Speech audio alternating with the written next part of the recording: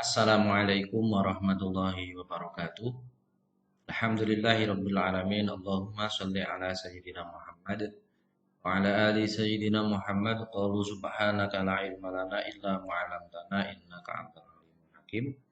Saudara sekalian, pada kali ini Pak Ali akan menyampaikan pengantar atau bahan diskusi di pertemuan pertama pada mata kuliah hukum perkawinan di Indonesia.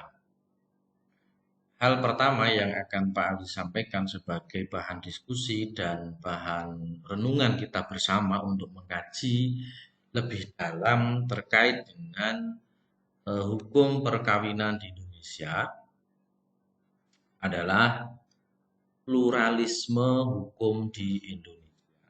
Baik, apa itu pluralisme hukum dan bagaimana sejarah dan hal terkait dengan itu. Jadi Pak Ali meyakini bahwa pluralisme hukum ini sudah pernah teman-teman dengar atau bahkan mungkin sudah pernah teman-teman kaji di mata kuliah pengantar hukum Indonesia, PHI, atau pengantar ilmu hukum. Pasti berbicara ini. Kenapa ini menjadi penting? Sebagai penyegaran kembali saya kira kalau memang sudah pernah. Karena hukum perkawinan di Indonesia yang berlaku memang diketahui bersama adalah Undang-Undang Nomor 1 Tahun 74 yang sekarang ada pembaharuannya Undang-Undang Nomor 16 Tahun 2019. Hanya saja tidak dapat dimungkiri bahwa masyarakat kita ini adalah masyarakat yang plural. Ada berbagai macam suku dan bangsa, ada berbagai macam agama. Oleh karena itu, pijakan atau pegangan bagi masyarakat Indonesia dalam mempraktekkan peristiwa hukum berupa perkawinan tidak hanya satu. Begitulah inilah yang nanti kita diskusikan di pengantar ini sebagai pluralisme hukum di Indonesia. Baik, saudara. Ada 3 hal utama yang akan kita diskusikan. Yang pertama adalah sejarah pemikiran pluralisme hukum. Yang kedua adalah sistem dan tata hukum di Indonesia.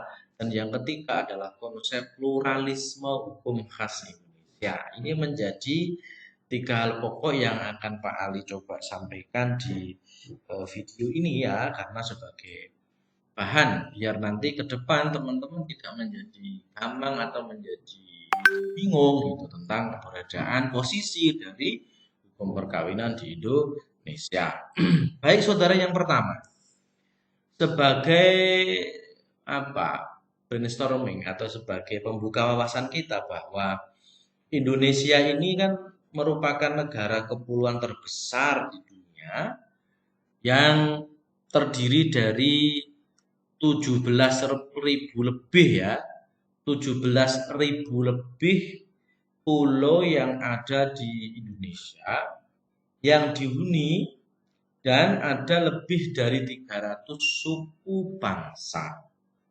Nah, ini menjadi catatan menarik. Artinya, kalau ada 360 suku bangsa, di saat itu juga berarti ada 360 aturan adat yang dipegangi atau minimal norma dalam masyarakat yang berlaku yang dipegangi meskipun tidak terkodifikasi. Salah satu dari norma itu bisa jadi ada terkait atau bersangkut paut dengan hukum perkawinan. Di satu sisi, di 360 suku itu juga ada orang yang beragama. Tidak hanya ateis, tapi beragama. Entah itu Islam, Hindu, Buddha, Kristen, atau agama keyakinan. Nah, bisa jadi dalam setiap agama itu ada aturan hukum yang dipegangi juga. Kalau kita umat Islam ada yang namanya fikih, mengatur tentang perkawinan atau munakahat. Belum lagi kalau orang Kristen juga sama dan lain sebagainya. Lah inilah yang kemudian menjadikan pengalaman, menjadikan pengantar untuk diskusi kita bahwa mau tidak mau bahwa pluralisme hukum itu, keberadaan lebih dari satu sistem hukum itu adalah hal yang niscaya di negara kita. Baik, bisa dipahami ya.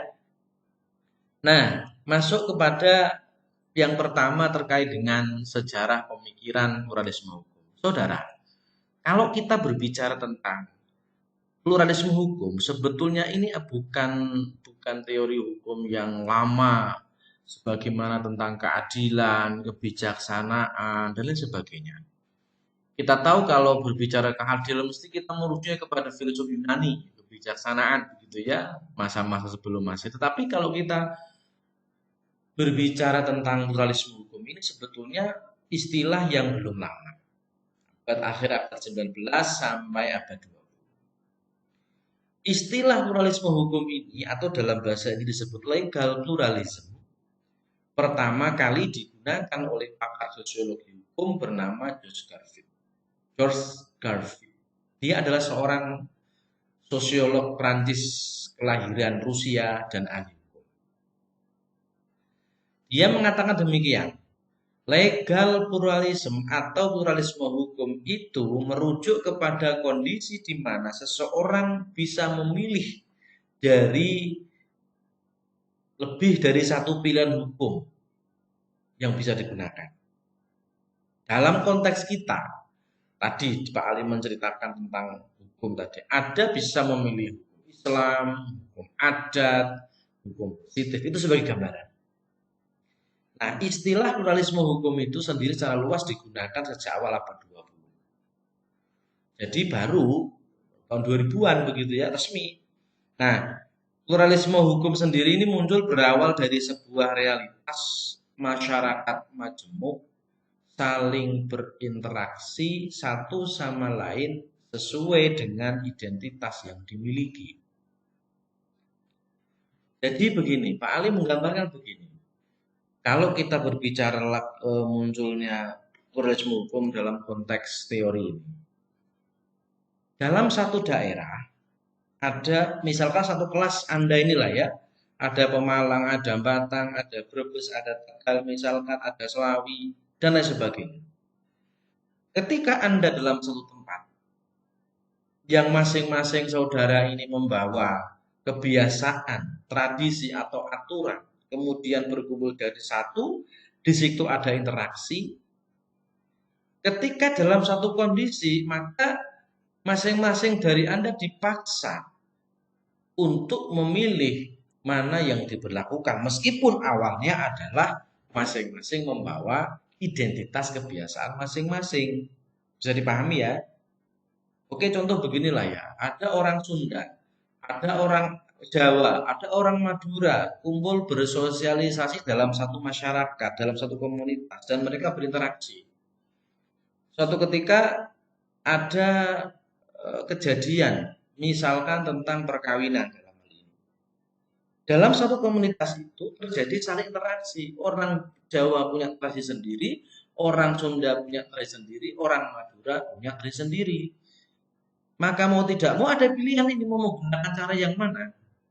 Nah, ini gambarannya. Jadi berawal dari inilah, maka pluralisme hukum itu muncul sebagai pilihan mana yang kemudian digunakan sebagai regulasi atau aturan yang kemudian bisa diikuti bersama. Nah, paham ya? Saling berinteraksi satu sama lain sesuai dengan identitas yang dimiliki. Oleh karena itu, menurut Brian Tamahana, dia mengatakan bahwa legal pluralism is everywhere. Jadi pluralisme hukum itu dimanapun pasti ada, sejauh ada interaksi sosial di antara komunitas yang ada dalam satu perkumpulan. Ya dimanapun ada, setiap ada kehidupan pasti ada interaksi dan itu juga pluralisme hukum. Baik saudara. Nah sekarang definisi dari, tadi kan konsep dasar sebagai gambar, sekarang definisi dari pluralisme hukum sendiri. Jadi begini saudara, pluralisme hukum atau legal pluralism ini adalah pendekatan dalam memahami peralihan antara hukum negara atau positive law, aspek kemasyarakatan atau social legal approach, dan natural law atau moral atau etik atau religion. Perhatikan baik-baik, Berarti kan baik-baik ini yang Pak Ali gunakan center. Pak Ali gunakan pointer dari sini ya. Oke, laser point. Gunakan baik, berarti kan baik-baik. Ada segitiga yang Pak Ali gambarkan di sini. Ini menggambarkan nanti adalah pluralisme hukum. Kita ulangi, definisi pluralisme hukum adalah pendekatan, ini dalam konteks keilmuan ya, pendekatan dalam memahami peralihan antara tiga sistem hukum yang ada, hukum positif, hukum adat, dan hukum agama. Jadi misalkan begini, dalam konteks perkawinan, misalkan begini, kita berbicara tentang mahar. Yang kemarin paling contohkan di kuliah offline itu mahar. Mahar itu dalam fikih jelas ya diatur meskipun tidak diatur nominalnya ya ada sebagian ulama yang mengatur nominalnya tetapi lebih banyak tidak ada ketentuan yang pasti sehingga dalam hadis Nabi mengatakan walau khotaman min hadidin meskipun dari cincin besi kan begitu ya itu jelas dalam agama Islam agama kita yakini fikih ya kemudian ketentuan mahar dalam hukum positif itu juga jelas barang berharga meskipun nominalnya nggak disebutkan. Tetapi dalam hukum adat kita lihat banyak masyarakat yang kemudian mengekspresikan menerjemahkan mahar dengan sastra atau tukon dalam bahasa Jawa. Mereka membawa macam-macam itu. Coba kalau lihat Anda saksikan misalkan di pernikahan orang Pantura ya, Semarang ke timur, orang Kudus, Jepara, Pati, Semarang itu seterusnya. Bayangkan orang nikah itu nggak cukup dengan mahar yang disebutkan, tapi bawaannya tuh. Kalau yang Jepara itu kemarin yang bisa Anda saksikan di TikTok atau di mana itu, rombongan manten yang pertama, kedua rombongan keluarga, mobil kedua, mobil ketiga itu truk towing besar yang atasnya ada mobil HRV atau BRV baru. Kemudian belakang lagi ada mobil all pick up yang ada motor BCX atau NMAX-nya, baru rombongan baru isi kamar, baru isi dapur, baru rombongan yang lain. Itu semua terjadi. Apakah itu kemudian tidak boleh? Nah, inilah yang kemudian untuk melihat bagaimana peralihan antara tiga sistem itu sesungguhnya dalam konteks, kalau dalam konteks kita adalah konteks hukum perkawinan. Bisa dipahami ya? Oke, baik saudara. Lalu bagaimana Pak cara jalan memahami pluralisme hukum ini? Ada 4 langkah saudara. 4 langkah sederhana menurut saya ya nanti bisa diperjelas lagi karena banyak sesungguhnya cara yang bisa dilakukan tapi ini Pak Ali mengambil yang kira-kira mudah lah bisa yang per, yang pertama adalah memahami dulu kita bahwa pluralisme hukum itu menjelaskan relasi berbagai sistem hukum yang bekerja dalam tadi segitiga tadi tidak melihat atau tidak saling menafikan tidak saling mendiskreditkan, tidak saling menghilangkan, tidak. Tetapi pluralisme hukum ini yang pertama, tahu konsep dulu bagaimana kedudukan atau relasi antara ketiga sistem hukum itu. Antara hukum positif ke hukum agama, hukum adat ke hukum positif, dan sebaliknya. Itu melihat relasinya seperti apa. Kemudian yang kedua, pluralisme hukum itu memetakan berbagai hukum yang ada dalam suatu bidang sosial. Misalkan oke taruhlah kita taruh contoh kasus tentang mahar tadi. Ya sebetulnya kembali kalau kita berbicara pluralisme hukum itu kan panjang sekali ya, bidangnya banyak sekali. Kan tadi kata kuncinya sejauh di situ ada kehidupan interaksi antar orang dari latar belakang berbeda dalam satu tempat ya pasti terjadi pluralisme hukum kan gitu konsep dasarnya. Maka setelah mengetahui relasi ketiga itu diambil sebagai isu yang akan dikaji hukum yang ada dalam satu bidang sosial misalkan dalam konteks kita adalah hukum perkawinan. Oke, ketemu ya. Kita ambil yang lebih kecil dari hukum perkawinan itu tentang mahar misalkan atau tentang yang lain monggo.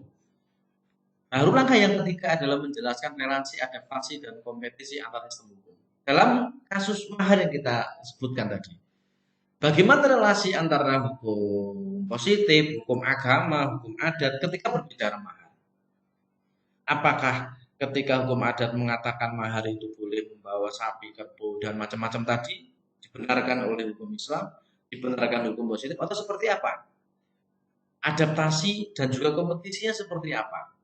Nah, Adaptasi kompetisi ini bukan berarti saling tadi ya, bukan saling menafikan, saling menghilangkan, bukan, tapi bagaimana keberadaan ini bisa diakui oleh masyarakat. Kemudian yang keempat maaf, pluralisme hukum memperlihatkan pilihan warga memanfaatkan hukum tertentu ketika berkonflik. Oke, gini. Nah, yang keempat gini misalkan, kita ambil kasus tentang mahar. Ketika masyarakat adat atau masyarakat menghendaki bawaan atau mahar yang dimasukkan dalam bawaan sasaran itu dengan segitu banyak tadi Pak Ali sebutkan. Tetapi kemudian dalam satu daerah ada orang yang tidak menggunakan itu karena kebetulan tidak mendapat orang yang sesuai dengan kebiasaan itu. Taruhlah begitu, misalkan Anda laki-laki mendapat perempuan di Para Pari Kujutempa misalkan, yang tradisi seperti itu. Anda orang Pekalongan, tidak tradisi itu. Maka kan konflik ini. Nah, kira-kira mau ngambil mana? Mau mengambil mengikuti adat seperti itu tapi tidak kuat misalkan yang laki-lakinya, atau ada negosiasi. Nah, karena begini saudara, masalah mahal ini masalah yang sangat sensitif. Dalam satu daerah ada keyakinan bahwa ketika perempuan dilamar dengan mahar yang prestisius, yang banyak, yang besar, itu menunjukkan bahwa derajat sosial tertentu. Sehingga tidak jarang, malah justru ada pernah Pak Ali dapat cerita itu, si pihak laki-laki, pihak orang tua perempuan itu tanya dulu, kamu mau bawa apa untuk melamar anak saya? Oh jangan itu. Alhasil si orang tua perempuan tadi, ini ada uang 50 juta, belikan yang ini sampai segitunya. Tujuannya apa? Prestisius. Maka yang keempat, ketika terjadi konflik tadi dalam kasus mahar, mana yang dipilih orang Pekalongan tadi misalkan ya, memilih mana? Nah, memanfaatkan yang mana? Saling berdamai demi kemaslahatan misalkan. Nah, itulah 4 langkah yang bisa diambil bagaimana cara kita secara sederhana memahami pluralisme. Baik saudara, dari konsep pemahaman tadi, mulai dari brainstorming gambar, sejarah perjalanannya, teori dalam pluralisme hukum dalam teori, langkah memahami. Sekarang kita pahamkan bersama bahwa satu, konsep pluralisme hukum itu merupakan kondisi manakala terdapat dua atau lebih sistem hukum yang sedang berjalan dan hidup berdampingan pada dimensi sosial yang sama pula. Fix ya, paham ya? Dalam konteks hukum perkawinan ini, di negara kita, di masyarakat kita berlaku 3 sistem hukum. Tidak hanya 2 tapi 3. Hukum Islam yang tertuang dalam kompilasi hukum Islam atau kitab-kitab fikih. Yang kedua, ini adalah Undang-Undang Nomor 1 Tahun 74 dan pembaharuannya Undang-Undang Nomor 16 Tahun 2019. Hukum positif. Yang ketiga, hukum adat. Kebiasaan masyarakat yang kemudian dipedomani dalam melangsungkan perkawinan. Fix ya. Ini dari kondisi seperti itu yang kita alami. Yang kedua, poin kedua, pendekatan legal pluralisme ini mencoba mendialogkan hubungan antara negara yang menganut positif law dengan sistem nilai dalam masyarakat melalui pendekatan sosiolegal dan sistem natural law memuat ajaran moral, etika, dan religion. Kalau Anda perhatikan segitiga yang tadi Pak Ali gambar di slide yang ketiga tadi, bagaimana kemudian lingkaran tengah tadi, legal pluralism tadi, melihat, mendialogkan 3 sistem hukum yang ada. Hukum positif berdialog dengan hukum agama, demikian juga berdialog dengan hukum adat, dan begitu seterusnya. Jadi tidak saling menghentikan. Clear ya? Yang ketiga, poin ketiga yang kita pahami bahwa teori pluralisme hukum itu menegaskan bahwa norma adat yang ada di pojok sini tadi, norma sosial, norma negara, dan hukum agama dapat dijalankan bersamaan yang bertujuan secara optimal untuk menjalin interaksi satu sama lain di antara ketiga norma tersebut. Dalam konteks mahar tadi, sebetulnya nggak ada masalah ketika orang Jepara tadi dalam kasus tadi, orang Pati dan seterusnya bisa berdampingan. Atau mungkin ada negosiasi, ora mobil lah, ora motor lah, mana semampunya, dan seterusnya. Paham ya? Jadi konteks teori pluralisme hukum ini menegaskan bahwa norma sosial, norma negara, norma agama bisa berjalan berdampingan secara optimal. Baik, selanjutnya periode perkembangan. Kalau kita berbicara sejarah pasti ada periodisasi dari yang kita bicarakan. Sama, ketika kita berbicara tentang pluralisme hukum misalkan, kita berbicara tentang periodisasi. Jadi, periode perkembangan teori pluralisme hukum ini ada 3 babak, ada 3 periode yang perlu kita ketahui bersama. Yang pertama adalah periode awal. Pada periode awal ini kira-kira pertengahan abad ke-19 antara 1960 sampai 1970-an dan abad ke-20. Abad ke-19 keragaman sistem hukum dipandang sebagai gejala evolusi hukum.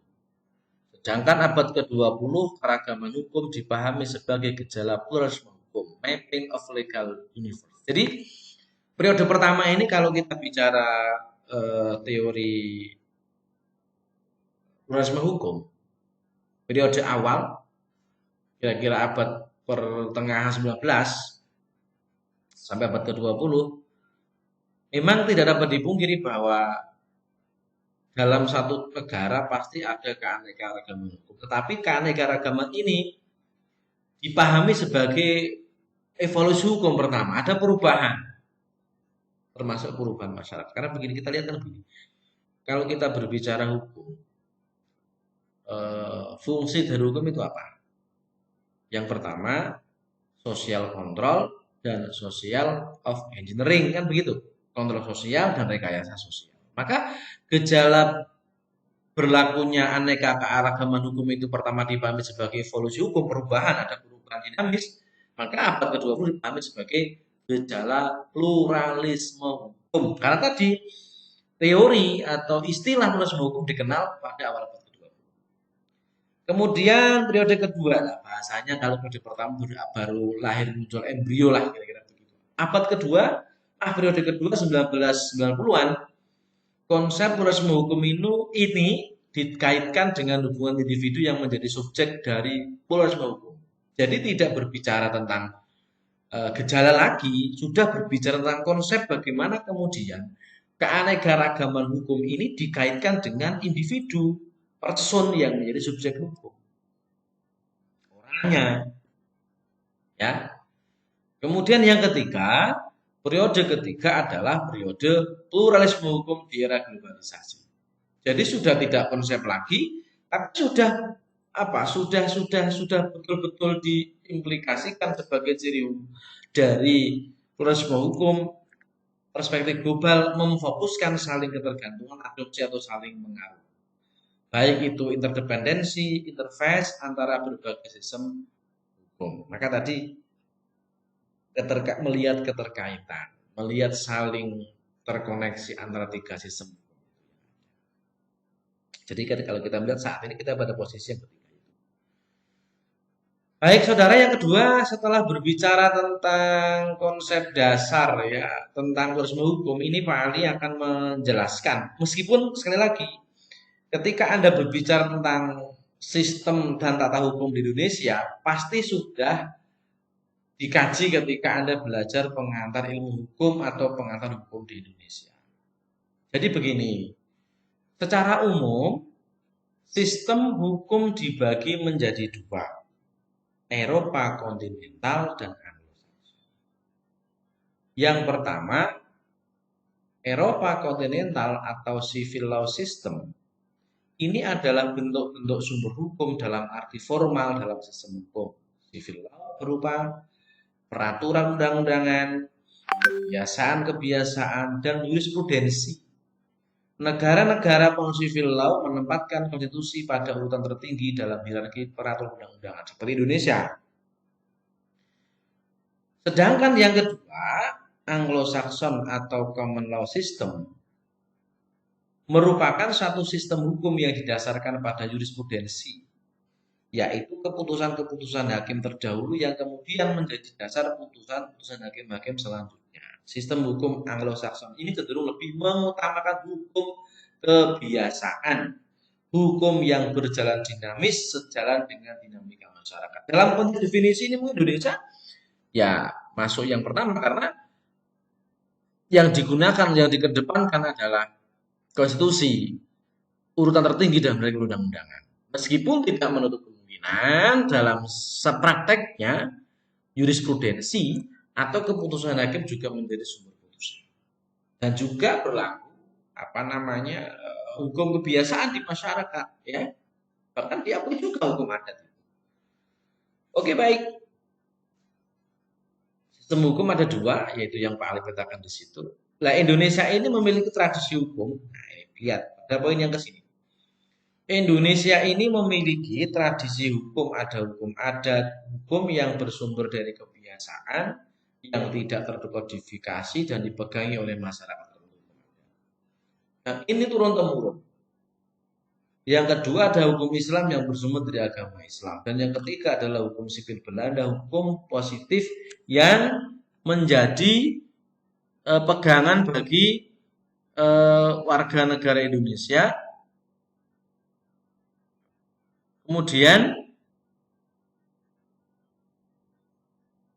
Kemudian dipositifkan. Ya, seperti tadi kalau BW ya, hukum perdata. Yang berikutnya, dari ketiga tradisi hukum yang berlaku di Indonesia ini, kalau kita berbicara berlakunya hukum ini, ada 4 teori yang mengakomodir. Yang pertama, teori resepsi inkompleks. Ini sudah meskipun Anda sudah mendapatkan, tapi coba kita refresh kembali.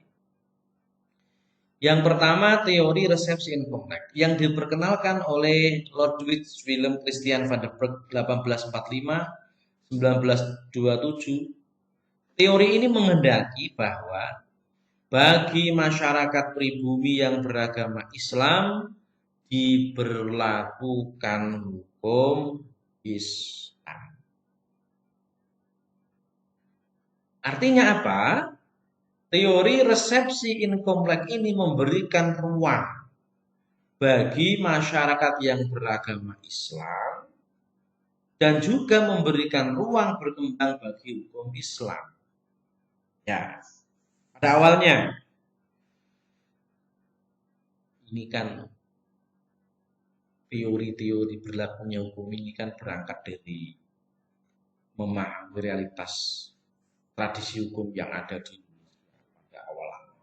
bahkan kepala penjajahan gitu ya.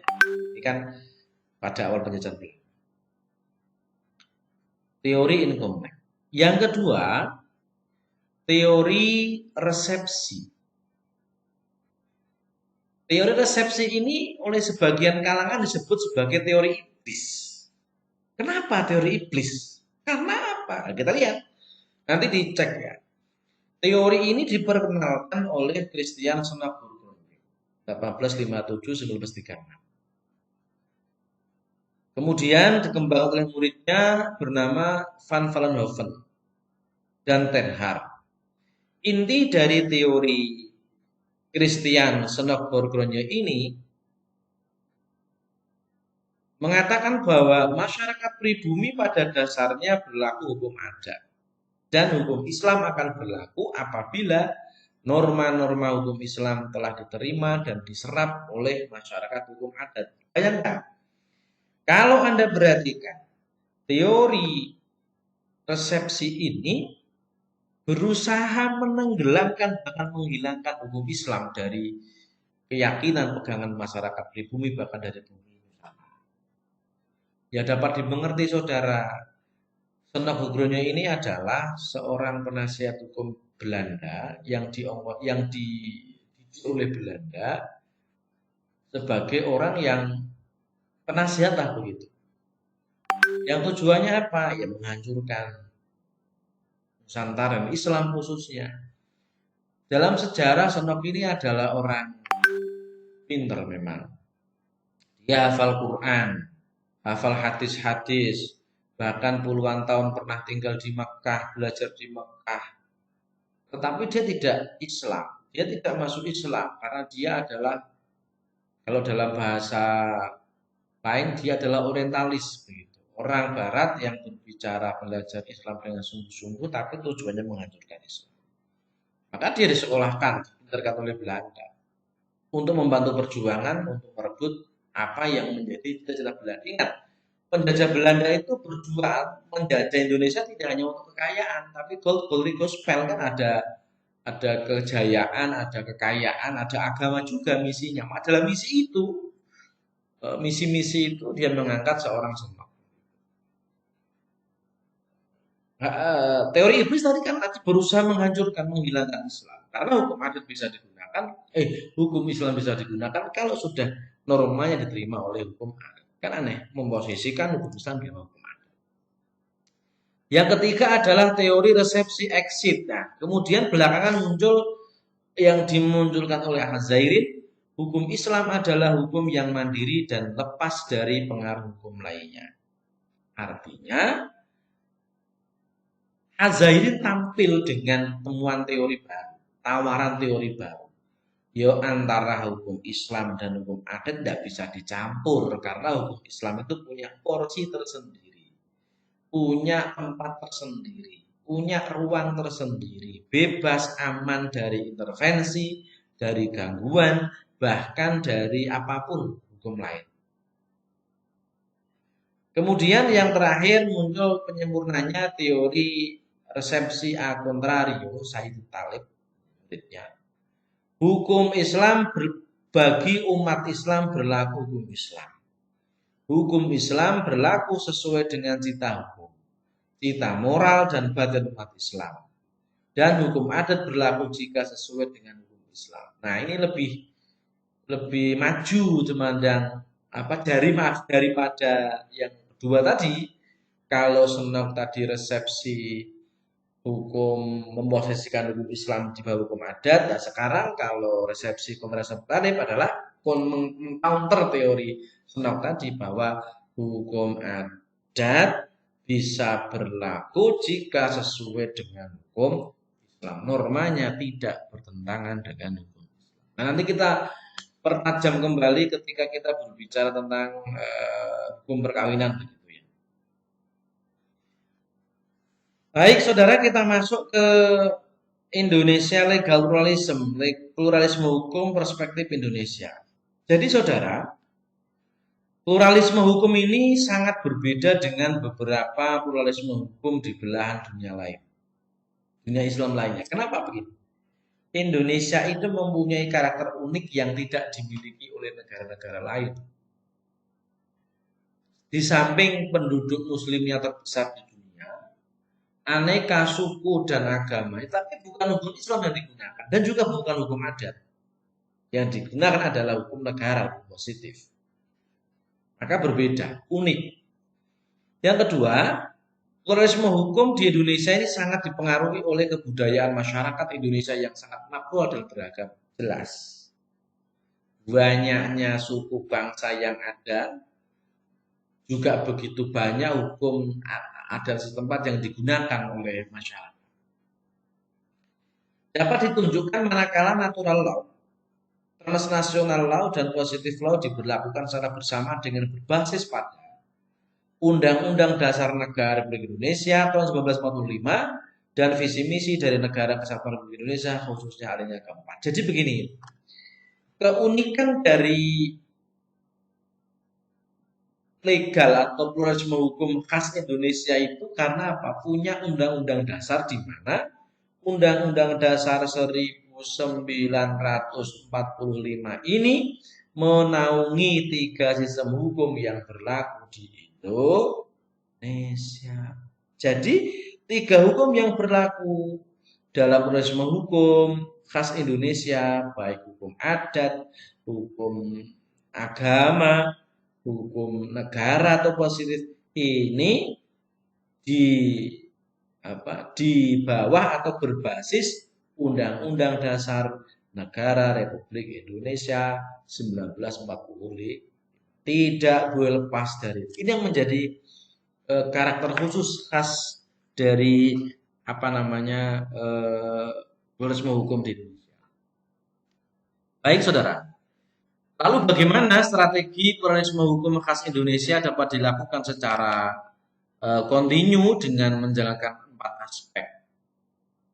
Yang pertama, hukum adat harus beradaptasi dengan kebutuhan situasional yang berasal dari luar.